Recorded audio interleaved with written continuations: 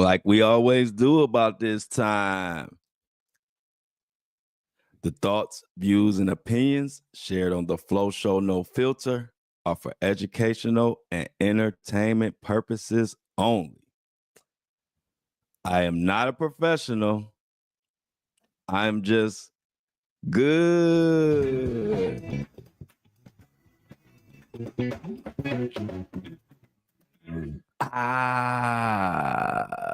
Thirsty Thursday. Y'all know Thursdays. We always want to make sure we drink our water on Thursdays. Thirsty Thursdays. It's a reminder. Welcome to the Flow Show No Filter. If you are watching me live on YouTube, hello out there, Shauna, Michelle, Amy, and like I tell you, my Apple and Spotify listeners, if you want to join the show live, I'm live every day at 7:30 a.m. Eastern and noon for the Lunch with Flow show.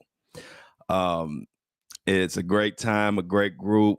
We are building a strong, committed group, and we really just like to talk about stuff. You'll enjoy it. Come check us out. Talk with us in the chat. We got people like Lauren, Michelle, Felix Boatwright, Shauna, Amy. Amy almost came on the show yesterday. We'll talk about that later in the show. That's my girl, Amy.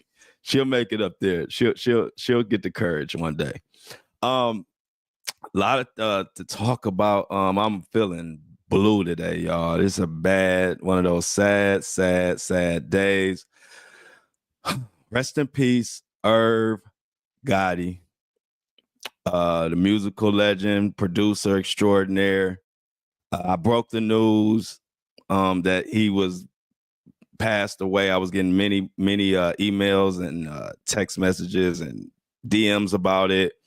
We wasn't sure if it was true, but it is true. He's passed away. They're not all the way confirming it was from the strokes, but everybody's pretty much saying it's from the strokes.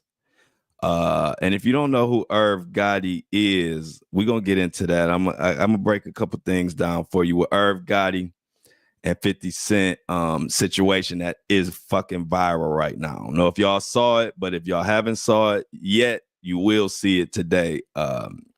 Everybody's talking about because 50, despite IRV Gotti's sad, tragic passing, 50 is trolling him. 50 Cent is trolling him. And a lot of people are saying it's distasteful and can't believe it. But then there's a lot of people saying, hey, IRV Gotti tried to kill 50 Cent. So I'm going to break down that for you guys today, just so you know what the hell really is going on with that story. Also, Diddy, Chopper, if you remember Chopper from Making a Band back in the day, his interview is going viral, and he has basically confirmed a lot of shit that people have been saying about Diddy.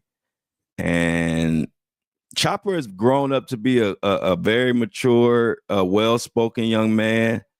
And a lot of people taking his word for what taking his word as truth. And I'm gonna be honest, I'm one of those people. Definitely some truth to his words. And we're gonna get into that. And y'all, it's just what the hell is going on with our late 90s and early 2000 memories, man. It's just when this IRV Gotti thing happened, and I just, when it's one thing to dust, but then when they replay the music that he brought to us, and you start thinking about the times, and you just realize life is short, and you got to enjoy it. And it's just very emotional. So I'm gonna get into that IRV Gotti and Diddy stuff real quick. Got a few announcements before we get started. TMZ today. So if you are around your television or somebody whatever, let them know I'll be on TMZ today. They'll probably be calling me maybe an hour after this show is over with.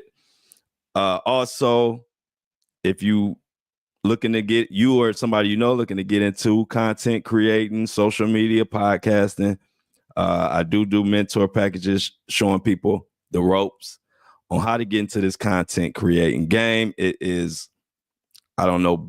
They said something like 50 billion or something crazy in it now, and it's going to increase. So if you know anybody or you want to get into it, hit me up. All you have to do is either email me, flowdaddyflow@gmail.com, or just hit me up on one of my social media. Y'all know how to reach me on my social media pages. We'll definitely announce the sub of the day today on Buzzsprout.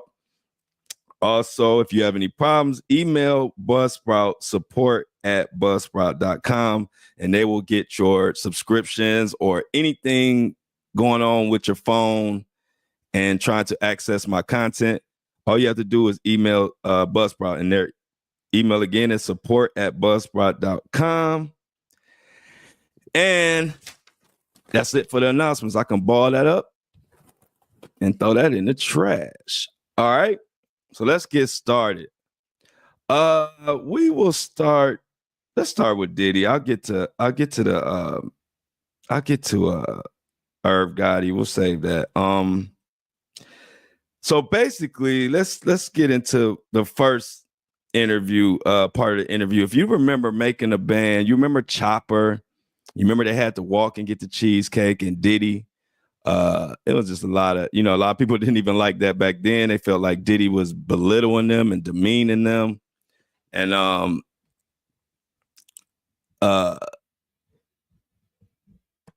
we didn't like it then, but now that a lot of stuff has come out, we really see that Diddy was a monster. So this interview right here is Chopper talking about, okay, Freddie P was another a member of the band, if you remember, and Freddie P said that Diddy threatened his life. And so Chopper talked about that. Freddie P, what's the backstory behind Puffy telling him that he'll take his life? I was there. He had us all sitting in we was in Daddy's house, and Fred said something slick to Diddy, and Diddy felt the way. And he was like, turn the cameras off. He told MTV to turn the cameras off. You heard me, and walk out the room. They walked out the room, and we just was sitting there. And I'm not knowing what's going on. I didn't know he much had smoke with each other, you dig? But Diddy was letting it loose. I'm talking about, he told Fred, I would buy your whole block, move everybody out the neighborhood, and every time you walk outside, somebody will be shooting at you. That made Fred lead the band. Oh, Fred was drove. Fred wanted to kill that nigga right there. So when people watch Fred interview, you heard me, you just looking at a man that was disappointed and almost destroyed at the same time of how he see the music industry.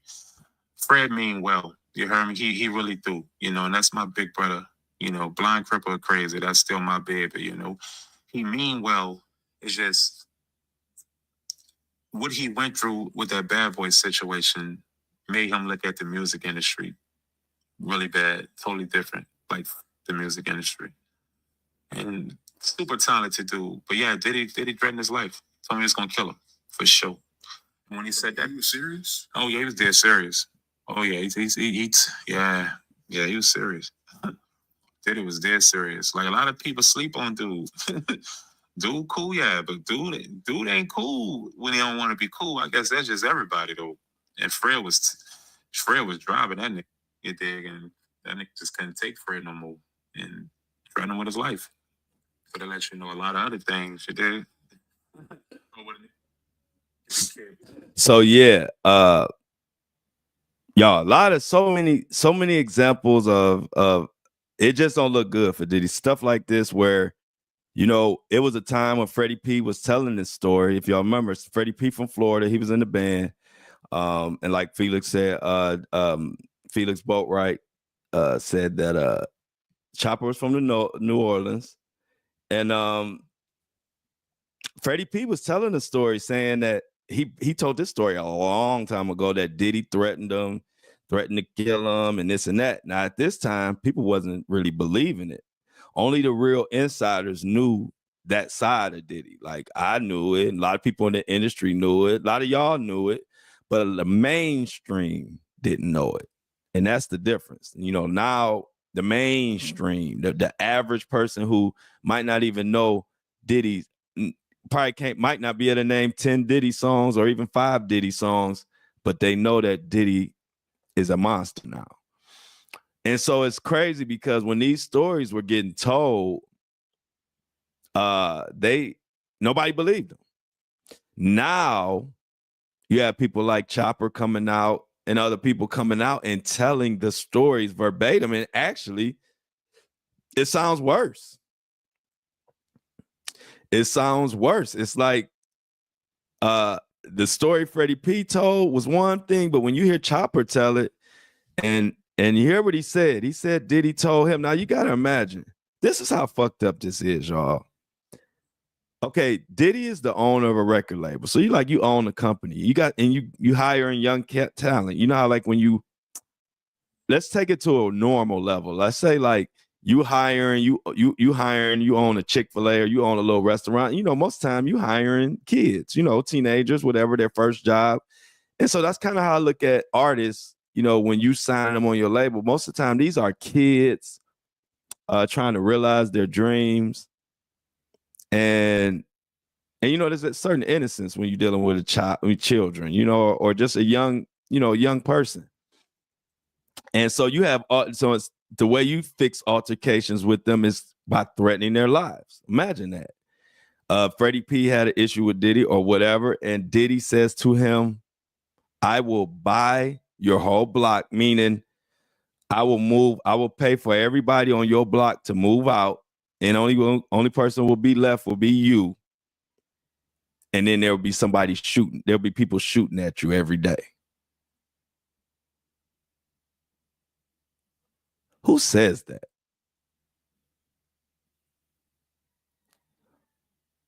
Who says that? Like that type of statement and that type of, especially, I mean, it's bad either way, but when you're in a position of power and this is how you talk to people and this is how you deal with motherfuckers, like you telling them you a kid, this child, actually to you, he's a child. You got issues. You got serious issues. And like I always say, one thing about bullies, they always know who to say that stuff to. And then they put it on display for other people to see, but really you're a coward. Because you wouldn't say that to certain people. 50 Cent had a beef with Diddy and talked all kind of stuff to Diddy. Diddy never said that to 50 Cent. He never told 50 Cent, I will buy your whole block and people gonna be shooting at you. But you say it to this kid who comes from nothing and is trying to make something of themselves, and they think that you are the vessel for that to happen. And turns out, no, you're not. You're telling motherfuckers, I will kill you. Just for having an opinion.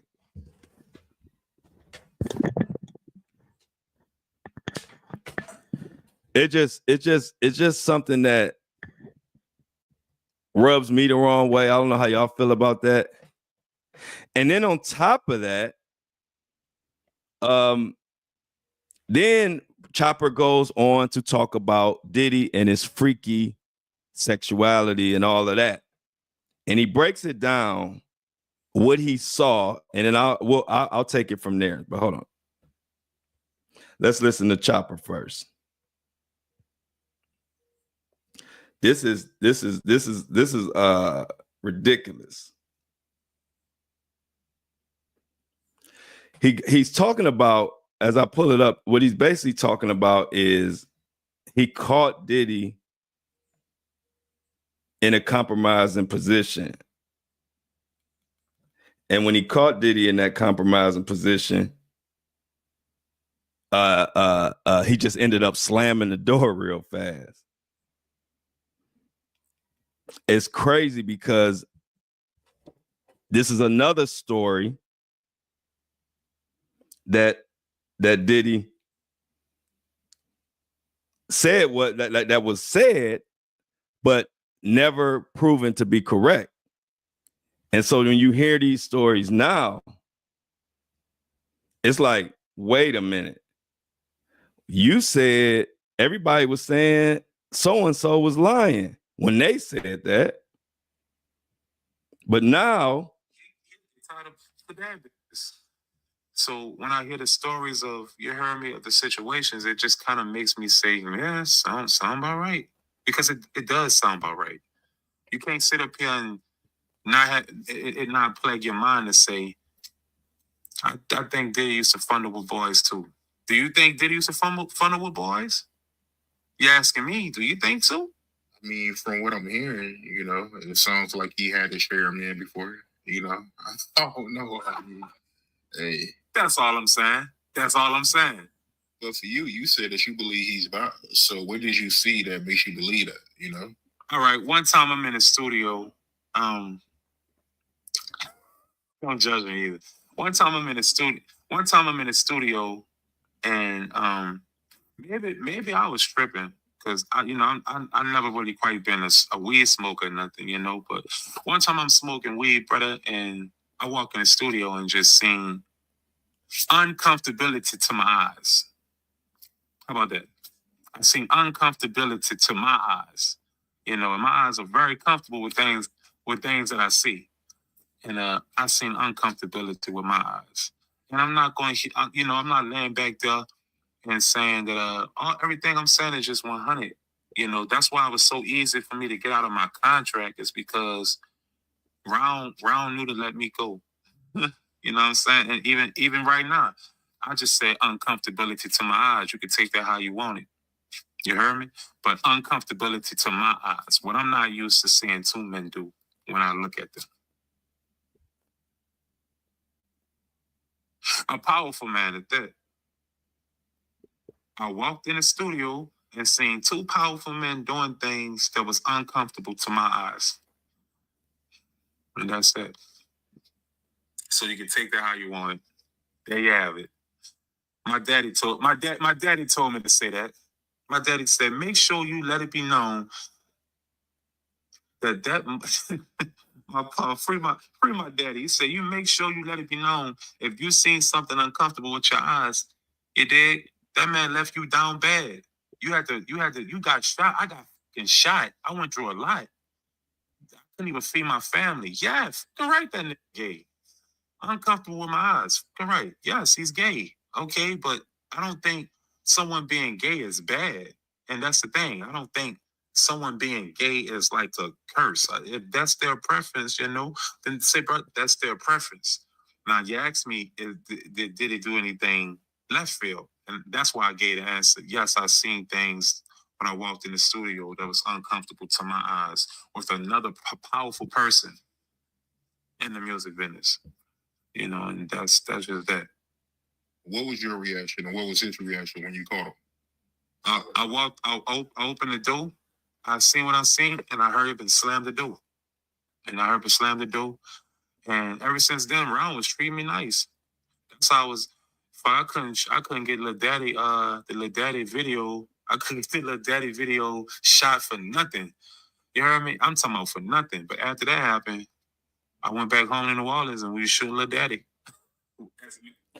Now, that situation, if you a lot of people in the chat saying that powerful other man might have been Stevie J. Now let me clear the air and just reiterate what Chopper said, and I agree. It don't matter who you want to sleep with. That's your business or how you do it. But what it points to, if you want to be gay, you can be gay, whatever you want to do. But what it points to is the fact that you're not living in your truth. And if you're not going to even be truthful with the world or your people with your sexuality, and you want to live a lie there, then we also can assume that you lying about a lot of other shit. And see, that's where people, the people that might think, well, it don't matter if you gay or you this or that. That's not, people not even saying that way. Nobody choosing. I don't know. Most people, we don't care who you sleep with. That got nothing to do with me. But if we trying to figure out, are you a truthful person or you a lying, conniving, deceitful sneaky motherfucker, then we gonna lean to that you a sneaky motherfucker if you won't even be real about who you are. And that's what we finding out. Because if Diddy was an honest man, he'd just be honest about whatever the hell he doing. And nobody, who gives a shit? But the fact that you will lie lets us know that you will lie about a lot of shit. Just like threatening these people's lives. Every time you look around, you got a different person saying that Diddy said he would kill them. And what I keep saying, the theme of this trial is everybody ain't lying. Something wrong when the only way you know how to handle resolution is by giving orders or threatening somebody's life every time. Let's just off the top of my head. And if y'all got some incidences, put them in the chat. We talking about Kid Cudi car blew up. We just heard Freddie P. We just co-signed about Freddie P saying Diddy threatened his life. So that's Kid Cudi. That's Freddie P. We got people tying him to the Tupac murder. We got various producers saying that they couldn't get paid, and if they tried to get paid, they were threatened with their life. We got the lady who said she saw Diddy shoot her in the face in that club incident back in the day with Shine. And then she was threatened. I mean, everybody ain't lying. And then to add insult to injury, Diddy's children ran up on Chopper and had act like they had a problem with him. So what happened was Diddy had been, Chopper had been giving interviews, telling his story, what he went through, what he saw. And next thing Chopper says he know, the little Mohawk Diddies start attacking him. The little children Diddies, the little Diddies. And it just speaks to the fact that what is no accountability, no reality, nothing real is going on in the Combs house. Chopper is just giving his story, telling his story like everybody else. But if y'all ever notice, they take right after Diddy. His sons ran up on Ray J. His sons calling and want to threaten Chopper, just like Diddy. They know who to like a typical bully. They know who to threaten. A typical bully knows who they can get that off with and who they can't get it off with. It's just so the names, the whole world talking about this shit, but the names that we know that Diddy's sons ran up on threatening is Ray J and Chopper. The whole world talking about this shit though. But y'all cherry pick people that y'all think don't have the means to defend themselves. And when they tell your ass to kick rocks, then you looking stupid. So here's Chopper talking about that. Justin, I heard he got in contact with you. He called me on Instagram. So I'm like, what is this? So I pick up. I'm like, what's that? He was like, man, I don't appreciate what you're doing to my daddy, bro. Fuck, well, he was talking gangster to me. I'm gonna be honest with you. I had to let him know I would beat the shot. So he was a little boy, right? So I really didn't feel no way. I know at the end of the day he was hurt, but I had to let him know he was a little boy to me. And you are enjoying the fruits of your labor, and part of the fruits of your labor that your little sprout ass is enjoying is off the band as well. So, nigga, shut up. Like shut your ass up and just go some fucking well. Just shut up. That's just how I feel about that. Ain't no talking gangster to me. I don't play that shit. You dig? So I had to let him know I don't play that shit, little nigga. If you see me, I will punch you in your fucking face. You don't want that. Great. So how about this here? Mind your fucking business and don't call my Instagram. Get your ass over there, so get your ass, your fake tough ass over there. little sucker. You little fucking sucker. Man, get your little duck ass over there, little boy. Playing with me. Boy, I'm 6'7". I will beat the shit out your ass talking tough to me. And recently they've been known for doing that, yeah, trying to press niggas. Like, nigga, I'm sitting, nigga. I don't play that. I will beat the fuck out your ass. I am 6'7". I am not short, and I'm about this. Just a dumpster fire, y'all. And make sure y'all like the live. Everybody in the live, please like it and share it. I forgot to remind y'all at the start of the show. My bad. But just a clusterfuck dumpster fire. Kids running around mad. How you mad at people telling their story and the whole world is talking about this shit? How are you mad? But they don't even know. Even the kids running around are making Diddy look bad and not bringing anything positive to the situation. Your father in there, he about to rot anyway, but y'all making sure he rot by running around wanting to be tough. And ain't nobody buying it. I don't think nobody listening to this podcast on Apple and Spotify. I don't think anybody watching this podcast on YouTube is buying that Diddy's sons are the tough gangsters that we need to be worried about. It's just stupid. It looks bad. It further drives home the point that ain't no realness going on, no nothing real going on in the Combs house, period. Even now, with your father in prison, in jail, whatever you want to call it, you still running around threatening and doing stupid shit. Y'all can't wait for this trial to start and get over with. For real, to be honest, it's dragging right now. We do have a superseding indictment, or not a superseding indictment. I'm sorry. The enterprise letter or whatever that thing is. They said they're supposed to be spelling out everything that's going on. We do have that coming up soon because this is just getting out of hand. But I do like the fact that everybody is starting to speak their mind now. Everybody is starting to speak their mind, and it's becoming common to tell what the fuck happened back in the day with Diddy. And can you imagine? It's still more stories we ain't heard yet.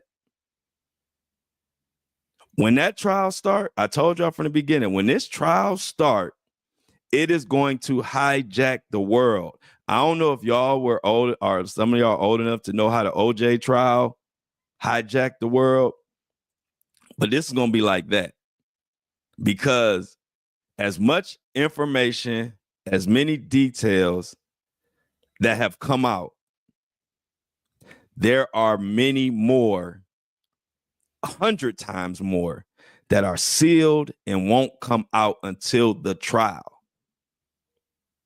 And that is what I'm trying to get people to understand, because even the people who are still Diddy apologists are saying, well, I ain't seen no real evidence. They don't got this. They don't, they're, just saying there's no evidence and blah, blah, blah, right? But the fucking trial ain't even started yet. All this stuff you hearing is just the appetizers. The real meal ain't even came out yet. So I'm telling you, brace yourself, because when this trial does get started, it's way more shit coming out. Way more intricate text message details, video details, 911 calls we gonna hear. People ain't ready. We ready. The flow show, no filter crew, we ready for it, because I can just tell through the comments, I can tell through my Apple Spotify fan mail that anybody in tune to this show, we won't be surprised, but a lot of the general public will be, because a lot of people are thinking that they have put all the evidence out or something. It's like, nah, They just put out enough that they can put out to let you know what the hell going on. Trust me. It's way more co-conspirators, which you know they're supposed to be naming them in March, between March 7th, March 17th. They will be naming everybody else is involved. And a lot of those people who are involved, like record execs, they have already, if you was watching my old videos, I covered it a while ago, but a lot of the record executives that worked with Diddy or did whatever with Diddy, maybe some of them was helping and didn't know, or involuntarily was helping them do illegal stuff, men and women included, they have already sent in letters saying that they are ready to talk.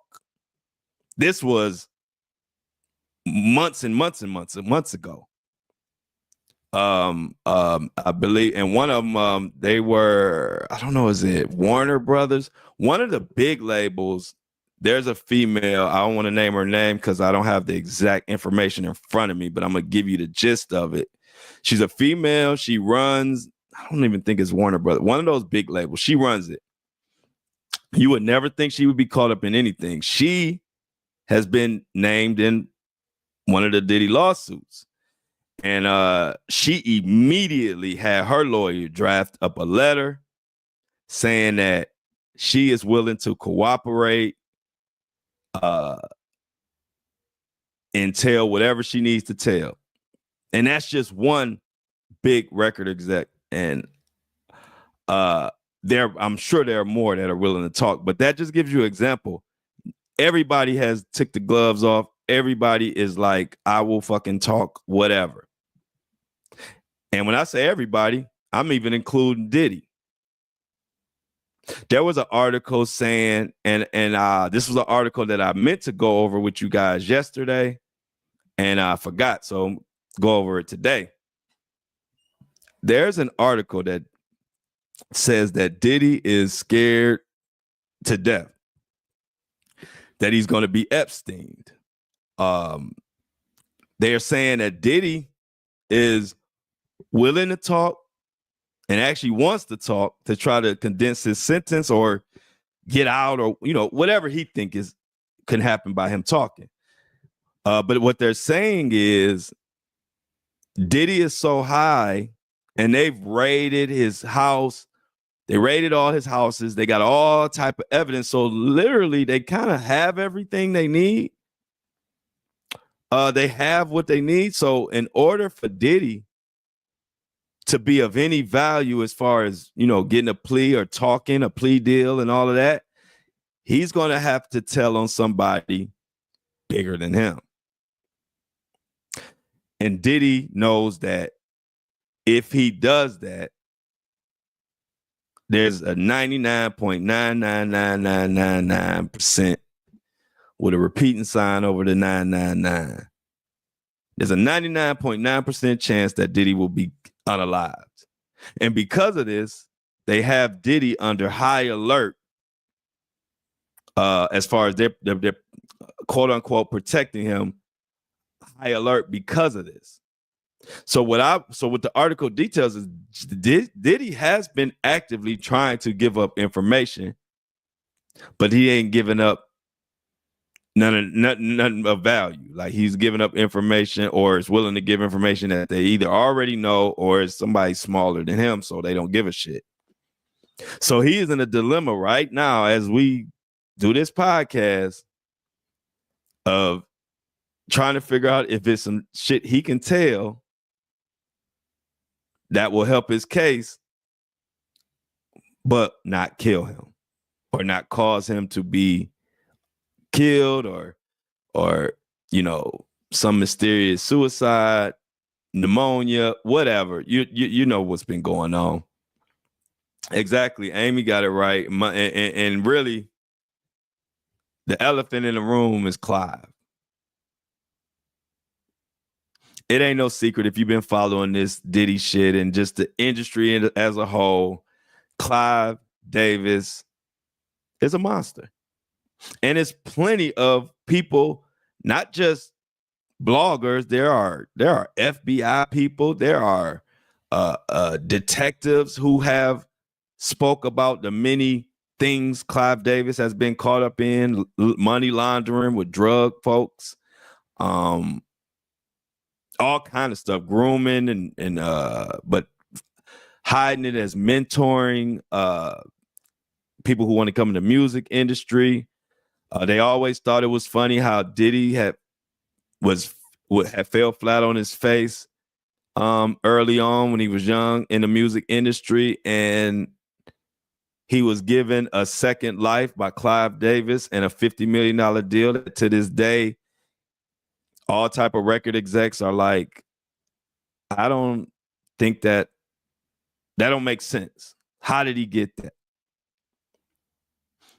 Not to mention the fact that Clive Davis says there was a male person in the music industry. He named one of the males that he talked to, not in the industry, but he said it was a person in the industry that he had a relationship with that he would never tell. A lot of people think that's Diddy. Who knows? But what we do know that Clive has done is launder money with cartels and drug lords. So if he did that, there's no telling what else he might do.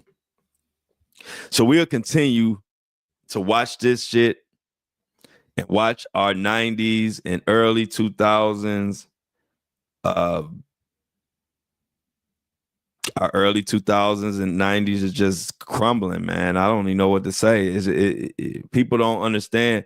I'm only giving the facts and telling you exactly how I feel, but this don't feel good. This is the music and the people I grew up to, and I thought the world of. I didn't know nothing about all this when I was a kid. I was just dancing. I remember going to the Diddy, Puff Daddy and the Family concert back in the 90s. I had my shiny suit on. I had a red, shiny little Tommy Hilfiger suit. I thought I was doing my thing. And then to grow up and hear about all these people being monsters, this don't feel good. But I got to keep it real. I got to tell the truth. And I'm going to always tell y'all how I feel about it, regardless of if he was my hero back in the day or if I couldn't stand his ass. It just, like they saying, the music just don't feel the same. And so when you say that, that's a perfect segue to the IRV Gotti situation and the 50 Cent. But before I get to that, definitely have to announce the subscribers of the day. Runner-up subscriber of the day, and runner-up is just as good as the champion, because I appreciate, as a matter of fact, we all appreciate all the subscribers, because they keep the lights on and allow us to continue to grow this podcast and give us a platform to talk about the shit we want to talk about. And so I appreciate anybody that donates, whether you give the minimum a $3 subscription or you give the maximum. I have quite a few people that have gave $23 on a subscription. I mean, when people value what you do and want to and are willing to show you like that, it makes it easy to get your ass out of bed at 5 a.m. and get ready for this show and turn on the lights at 7:30 and do what we do and talk about this shit every day. So I appreciate it. So runner-up, first subscriber of the day is Sierra Marie. Sierra Marie, I just want to definitely thank you and your family and friends for subscribing. I will keep the content coming, exclusive content, but the $3 subscription means a lot. It means we're growing. As a matter of fact, we just hit 75,000 podcast downloads, guys. Independent, we did 75,000 podcast downloads in less than 90 days. That's amazing, and I owe that to y'all and people like Sierra Marie, so thank you. But the champion, number one subscriber of the day, and subscriber of the day is the one of that day, the person of that day that gave the highest subscription, is Diana Bush. Let's clap it up for Diana Bush.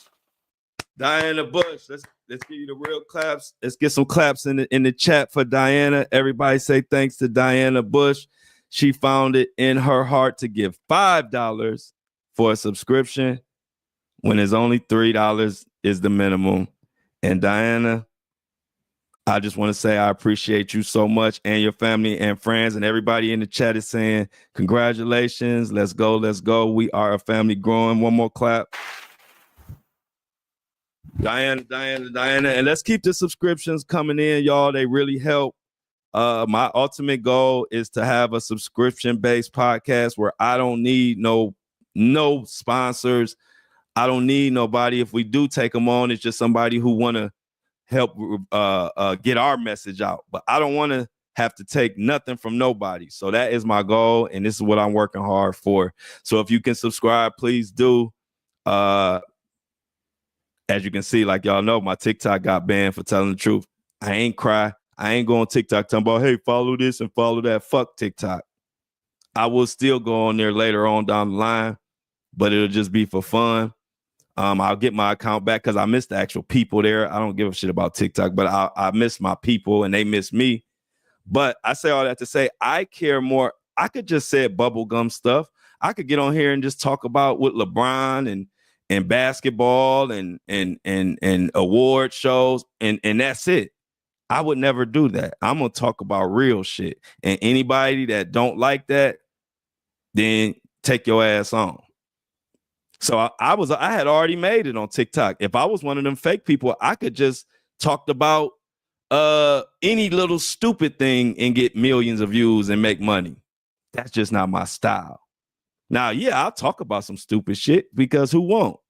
But at the end of the day, 80% of what come out my mouth on my platform gonna be about real shit that's going on and stuff that we want to talk about. So I appreciate the subscriptions. I didn't want to be long-winded, but just let y'all know 75,000 podcast downloads in less than 90 days from an independent podcast is we all deserve a pat on our back. All of y'all, me included, we all did this. And just think, 90 days ago, I didn't even know what the fuck I didn't even know I was going to have a podcast, and y'all helped me name it. Ain't life beautiful? But we got to get to this IRV Gotti thing. And what's going on right now, y'all, is IRV Gotti passed. If you don't know who IRV Gotti is, IRV Gotti started the label Murder Inc., but he's also was a well-known producer even before that. He produced songs like Can I Live by Jay-Z. I don't know if y'all remember that. Can I Live? That's Jay-Z. He produced that. He produced and pushed Foolish by Ashanti. That was the big hit from Murder Inc. I don't want to sing it, but y'all know I wish I had somebody that could sing. But y'all know that most famous Ashanti song that had like the Biggie One More Chance in it.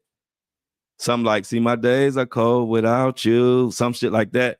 He that was the biggest hit on Murder Inc. And man, and then you got the J-Lo songs. And you know, right now, I'm taking all this Hollywood away out of this part of the conversation. We're gonna just talk about the music and what happened. Because like I tell people, if we don't even want to discuss the music of people who caught up in weird shit, then we don't have nothing to talk about no more. So we gotta sometimes separate it. So right now we just talking about the music. We know J-Lo ain't shit, but IRV Gotti, you know, brought that a lot of that Jenny of the Block and Ja Rule, all that sound, man. All these songs, man. If you go through that IRV Gotti Murder Inc. with Ashanti and Lloyd, y'all remember the Lloyd song, man? I'm telling y'all, when I was starting this podcast, when I was getting ready for this podcast this morning, it hadn't even hit me. Like I was just like, damn, IRV Gotti gone. I knew it was fucked up, but when I started playing Foolish by Ashanti, when I played Can I Live by Jay-Z, it made me feel like, wow, man. And he was only, 54 years old. But what's going on, y'all, is in his death, 50 Cent has been trolling. 50 Cent has been trolling the hell out of IRV Gotti. When it was announced that IRV Gotti was possibly in a vegetative state, 50 Cent posted on his Instagram page. He said, man, I'm mad that IRV Gotti is, I'm paraphrasing, but I'm mad that IRV Gotti is gone because I wanted him to see my new show. Or something like LOL or something like that.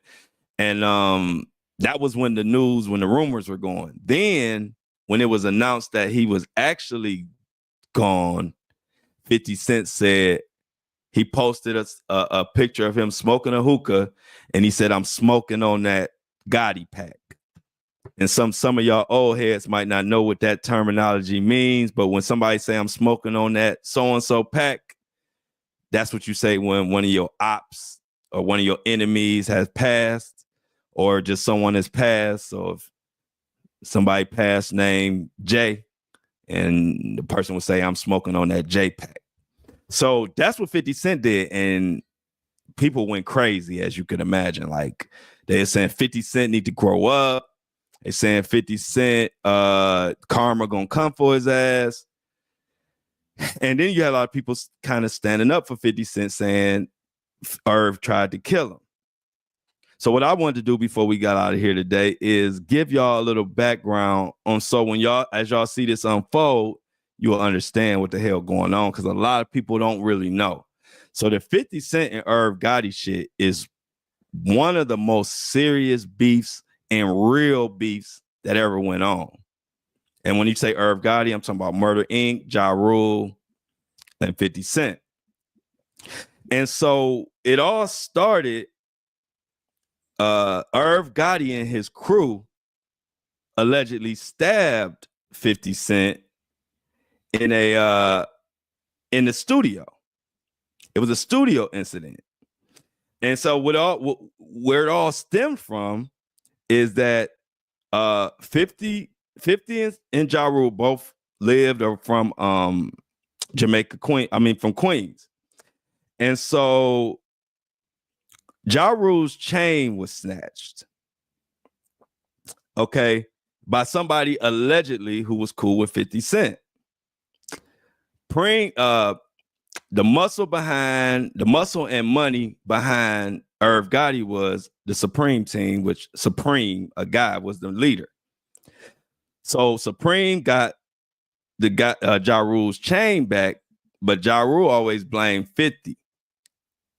And I'm paraphrasing and giving you the skinny because this story could go hours. But so what happened was, Ja saw 50 after that in the studio, and they were both Ja Rule and IRV Gotti and everybody went in there, jumped 50, allegedly stabbed him, blah blah blah blah blah.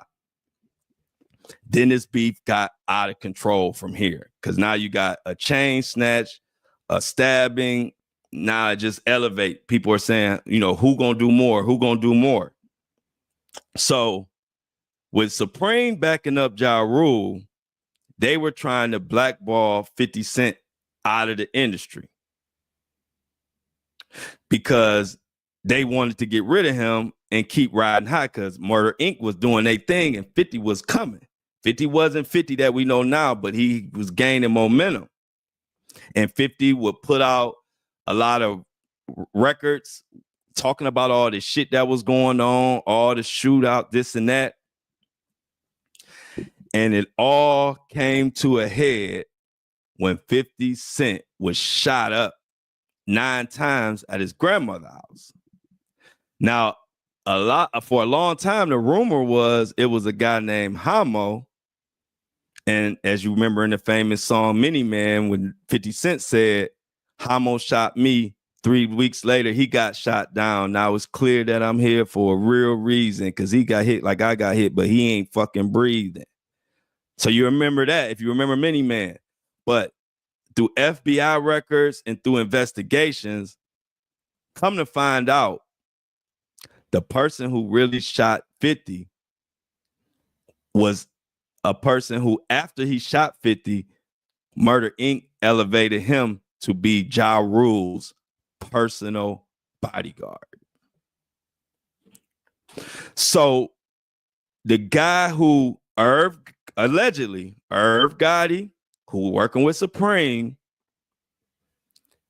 they worked together to have that guy was supposed to go kill 50. 50 survived.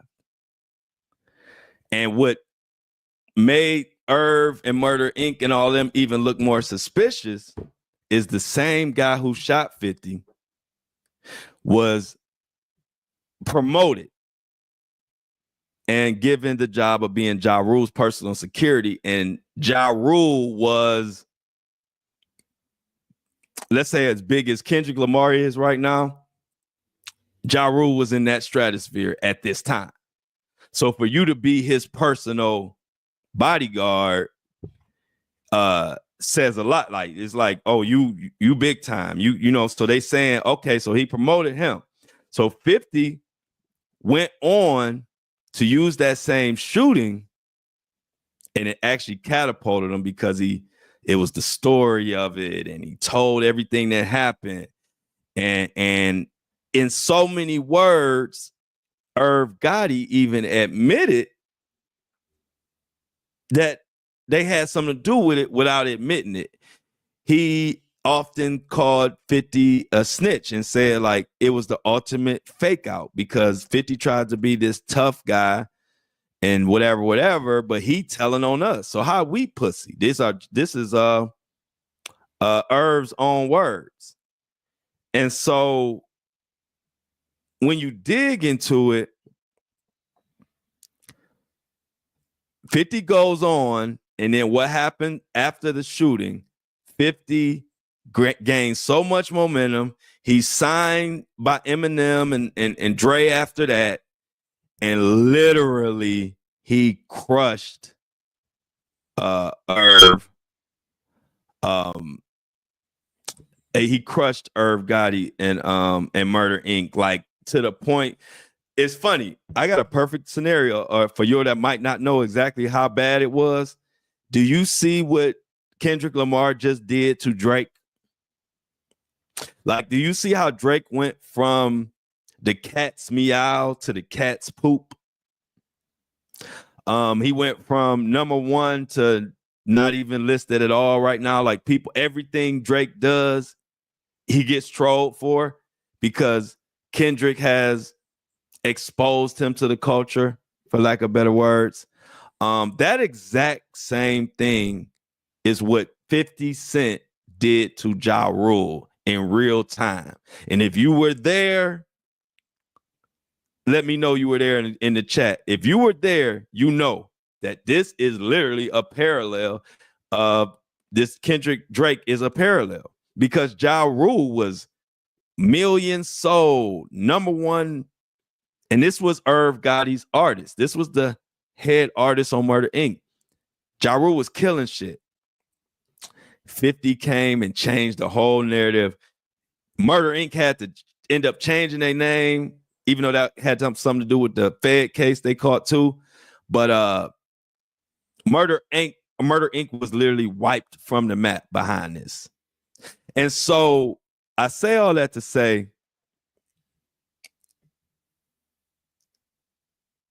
I'm not saying one bit that 50 Cent is right for trolling him, because if it was me, it's hard for me to say if I would troll. You know, in death, I just don't see me doing that. No matter what happened, I don't know, but who knows until that happens to you. But what I am saying is I'm giving some context to the people who might not know that it's pretty much common knowledge that IRV Gotti, Supreme, and that whole crew tried to kill 50 Cent. Now, true, it was a back and forth, though. It wasn't one-sided. It's just that these are the facts.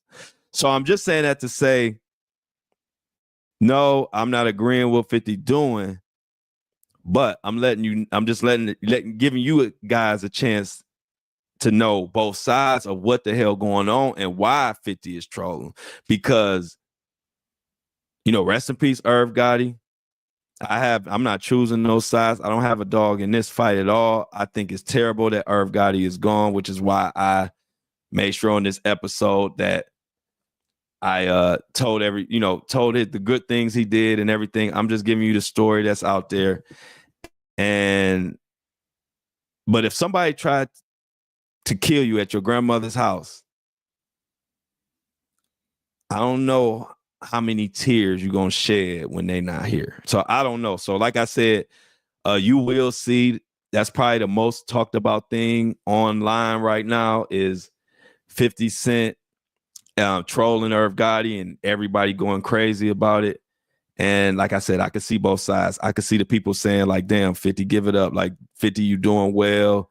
You know, it was 20, 30 years ago, whatever happened, blah, blah, blah. I could see that side. But I also could see the side of people saying, hey, you don't know how you would react or what your reaction would be if somebody tried to kill you. And that's just that. But at the end of the day, y'all, rest in peace to IRV Gotti. He was a musical legend. We produced a lot of songs, a lot of memories. Like I said, go back and listen to that Ashanti Murder Inc. Album. Go back and listen to Lloyd. Even listen to some of those old Ja Rule hits. Your lips, your eyes. When you know all that Ja Rule funny singing shit. Go listen to it. And I guarantee you, if you from that era and you had fun in that era, it's going to bring back some memories, but it's also going to make you feel like, damn, man, life's short. I need to really pay more attention and appreciate the moments. And I'm going to leave it there today on the Flow Show, No Filter. I appreciate everybody.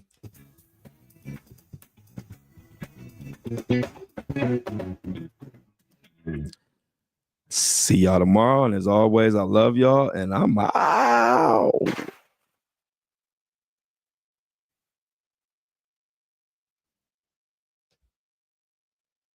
Yeah, Breakfast Crew. This is crazy, man. And with Ja Rule, with the Ja Rule situation and the IRV Gotti situation, y'all, the 90s and the early 2000s is just getting crushed. I mean, what y'all think about it? Like, to see IRV Gotti gone at 54 years old, him and 50 still beefing, the music. I don't know, y'all. It just messed me up. But hey, all I can say is take care of each other. Big screen in the AM for sure. If you could get with me lunchtime, I will see y'all. We gotta have more stuff to talk about. But yeah, it's a fucked up day for all the 90s, everybody that grew up in that had fun and kind of made their bones in the 90s and the early 2000s. We struggling right now, but it's gonna be all right. All I can say is take care of yourself, take care of me, I'll take care of y'all. When we get out of here for the Breakfast Crew, y'all, I appreciate that. Love y'all. See y'all tomorrow morning. Some of y'all, if you can, come in. We back at it. Me and Greg at noon. Let's get some I'm outs in the chat before we get out of here. Like the live and share the live. And make sure you tell your friends to watch it, even if they didn't catch it live. Watch it all the way to the end. It helps with the YouTube shit, monetization and all of that, and watch hours and whatever. But I see y'all at lunch.